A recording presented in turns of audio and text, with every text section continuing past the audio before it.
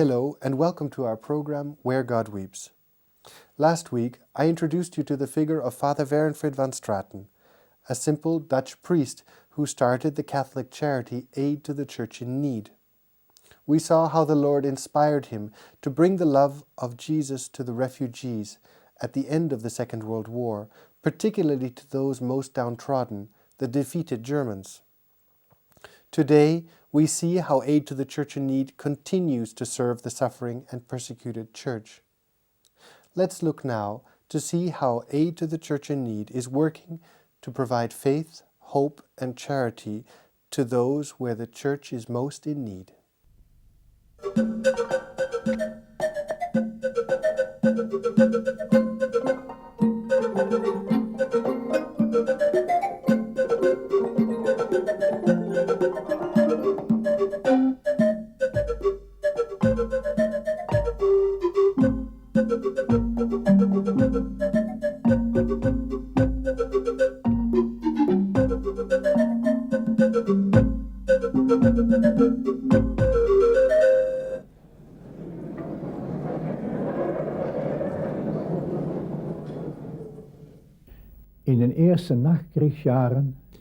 During the early post-war years, in a Europe torn apart by destruction and hatred, many found it impossible to forgive the Germans for the harm that they had done.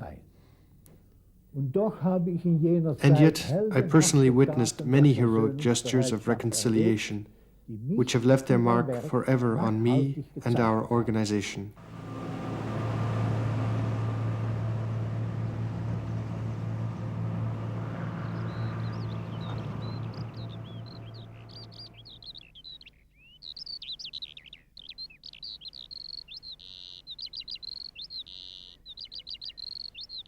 Let me tell you what happened to me in Belgium, in a little village of Winkt, in Flanders.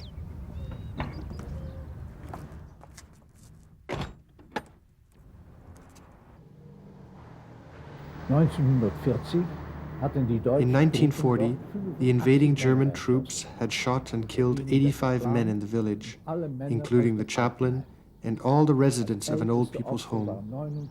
The oldest victim was 89 and the youngest 13. There was no family without its victims.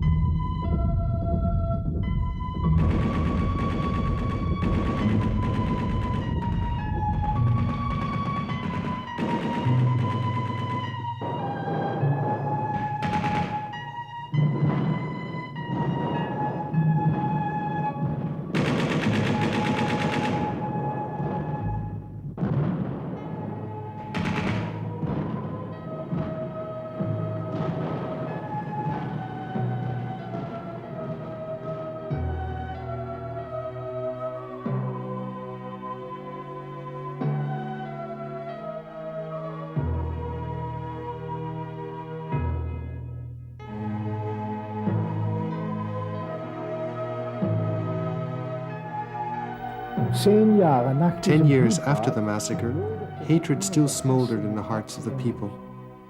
The parish priest of Winkt was deeply concerned, for he knew that God cannot condone hatred. He had tried in every way to overcome it, but in vain.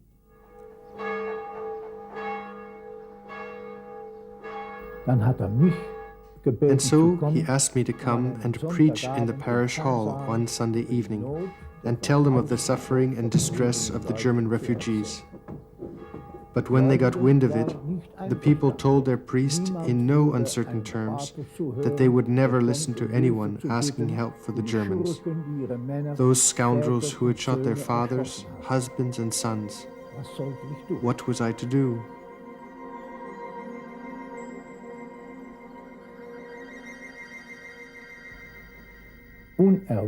I decided to take the initiative and spoke unexpectedly the next day at all 6 masses. I preached about love. It was the most difficult sermon of my life. After Mass, a woman came up to me. Without a word, she gave me 1,000 francs and was gone before I could speak. The parish priest knew her. She was just an ordinary peasant woman, but her husband, son, and brother had all been shot by the Germans in 1940, and she was the first to give money for the Germans. That evening, to my astonishment, the hall was full. I spoke for 2 hours about this, the most massive ethnic cleansing of our century, and of the misery of the 14 million expelled Germans in a ruined country that had no room for them. Finally, we prayed for them, and many had tears in their eyes. Late that night, when it was dark, for people are ashamed of showing how good they are, they came with donations of sometimes 100, sometimes 500 francs. Others put money into our bank account, and the parish adopted a German priest, supporting him for 5 years. That was Vinkt. People are indeed better than we think. They only await the burning word that will set their hearts aflame. In this way, our organization became a work of reconciliation, providing spiritual and material aid to the refugees from communism.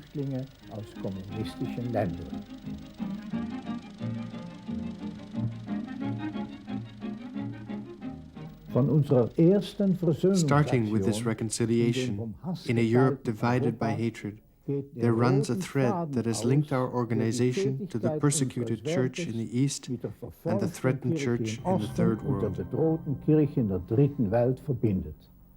From the bacon and the clothing collections for the evicted German populations and their rucksack priests, we have moved on to their pastoral care via the chapel trucks and the Vehicles for God campaign, to the training of new priests and the aid for millions of our brethren persecuted for their faith, to the building of homes for the homeless and churches for God, wherever the lack of churches and homes represented a threat to the kingdom of God.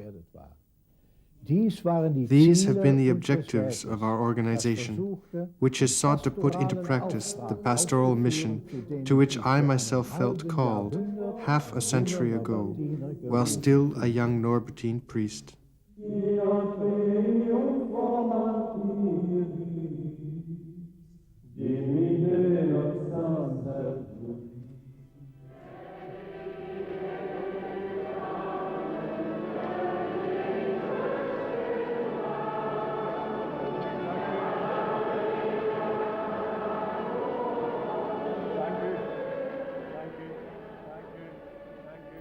Seither bin ich durch die ganze Welt gereist. Since then, I have toured the world, preaching and begging love for God and for those without love.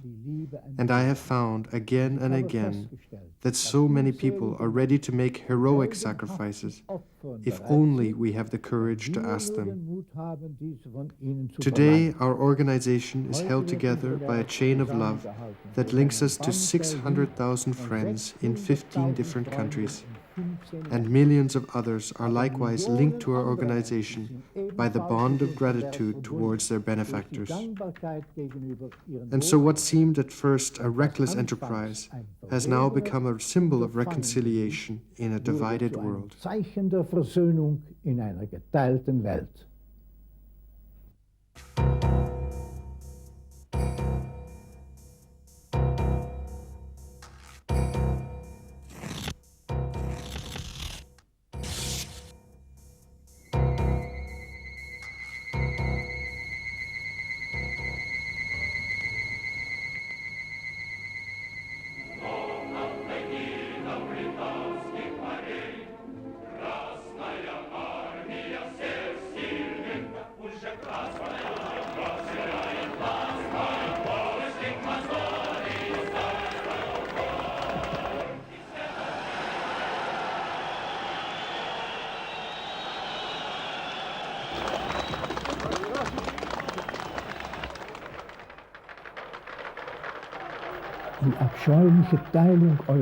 The terrible division of Europe into two blocks, a free West and an East under communist dictatorship, forced our organization to respond in a spirit of active love.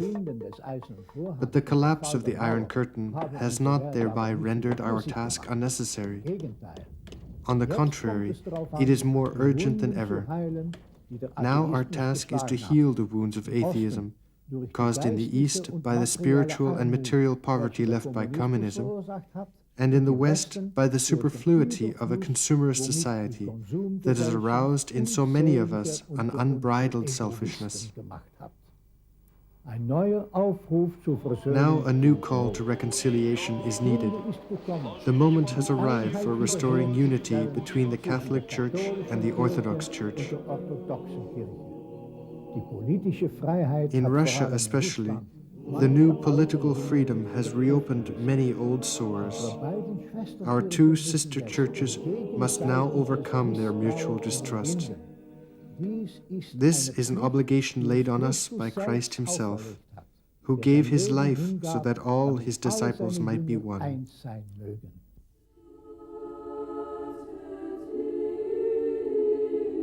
Let us then help this sister church of ours to rise again from the wreckage of persecution. Let us go to meet her in her need, so that she can proclaim the gospel freely and unhindered.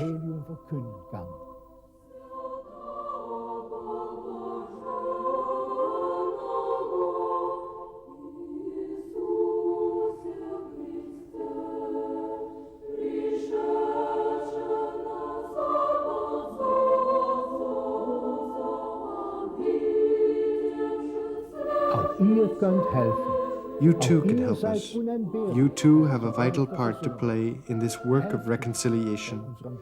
Please help us in our efforts to convert ourselves and all of Western Europe, to rebuild the kingdom of God in Eastern Europe, and commit ourselves to reconciliation between the Catholic Church and the Orthodox Church. Today we have the pleasure in welcoming to our studio Miss Antonia Willemsen, the niece of the late Father Werenfried and the General Secretary of Aid to the Church in Need for over 30 years. Welcome to our studios. Thank you for coming again to visit with us. Thank you. Miss Willemsen, your uncle, Father Werenfried, had a great love for the poor, which was reflected throughout all of his work. What was it that he saw in the poor? He saw in each poor, he saw the face of Christ. And I can explain you best, I think, by something that happened many years ago in Chile. A good friend of Father Werenfried, whom he was visiting at that time, Father van der Rest, he was the one who had a factory for houses, beautiful summer houses for the rich, and also houses for the poor that he could spend by selling to the rich.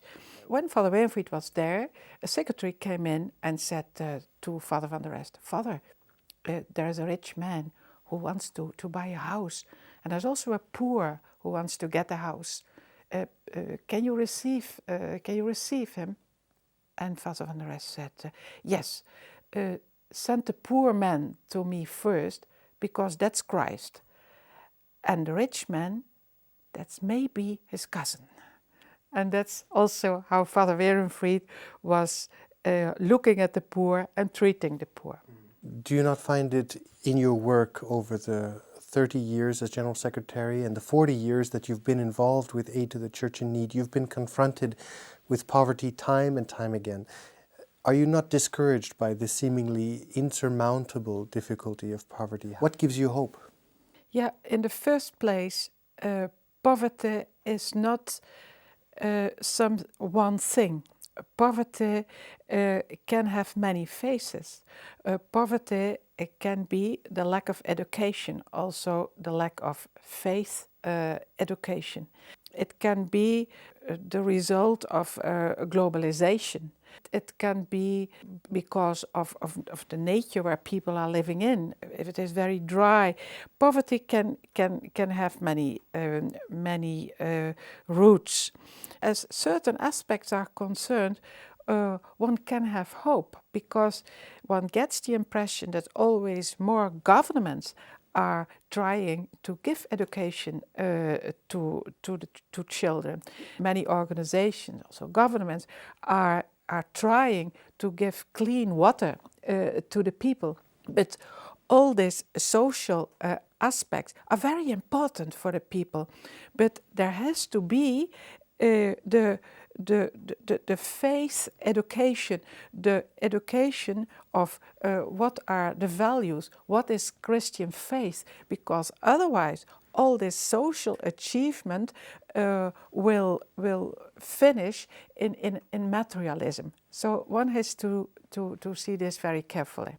Father Werenfried wrote precisely about this relationship between the rich and the poor. He said, man will rise together or man will fall together. What is this spiritual link, if you will, between the comfort of the West and the wealth that we enjoy and the poverty that is, in fact, our neighbor? Yeah, one can explain this with a word that he many times has preached, and that was that he said, there's only one world, and we can compare the world with a big ship. And we, from the West, we are in the first class, we are in the luxury class, and the poor people, they are more down and in the deep part of the ship, and they are cramped together, but we are on the same ship. And when the ship is leak, all of us, also the one of the luxury class and the ones in the first class, will have to go down and see that the water will be thrown out of the ship, because otherwise we will go down altogether. That is what he meant by this one world. And I think that we always more see that we are living in one world, and that the situation in one country and one culture is determining also other countries and cultures. You were traveling a lot with Father Werenfried. He was an important part of your life. Father Werenfried has since passed away, but he has left with us a tremendous charism. What is this charism that Father Werenfried had, and what has he left with us? Many people asked him during his life what his charism was, and his answer was, I have a financial charism. And then he said, St. Paul is talking about the charisms that there are, and the financial charism is not mentioned. And but I think that his charism was to touch the hearts of people, both the ones who were giving and the ones who were receiving. And I think that was his big charism. And how is this charism reflected today? How is it still entrenched in the organization Aid to the Church in Need? Yes, we want to continue the charism of Father Werenfried. Of course, we cannot not take this, the ones who are in charge here, that is very clear. But we want to continue to show to people love for them, and both for the ones who are helping us and the ones we can help. Through us, we can help other people. And we have to adapt our work to the needs of the time. That is also one of the things that Father Werenfried has done. It's not that what he started almost 60 years ago is still the same. No, it was all the time adapted to the needs of the time. And I think that's also a thing that belonged to his charism, that he could give up to help a need that was finished. Like the refugees in Germany were finished. The situation of the church behind the Iron Curtain is not persecuted anymore. So don't talk about that anymore, because that is luckily the past. But what we have to do now is to build up the church. And we have to try to, in our way, to pass on the same thinking of how to help the church today as Father Werenfried did in the past, with our capabilities and with our means, because we cannot be the copies of Father Werenfried. Begs the question, the fact that Father Werenfried in his lifetime with Aid to the Church in Need gathered almost $3 billion. Is this not a miracle? Yeah, I would not call it a miracle. because miracles are linked to saints. And this is, I think, another question. But what you want to say, I suppose, that it is a fantastic achievement, that it had to do with his charism, and also it shows that people are much better than we think. This was one also of the convictions of Fr Werenfried. Father Werenfried rested greatly on providence and his understanding of providence and the role of providence.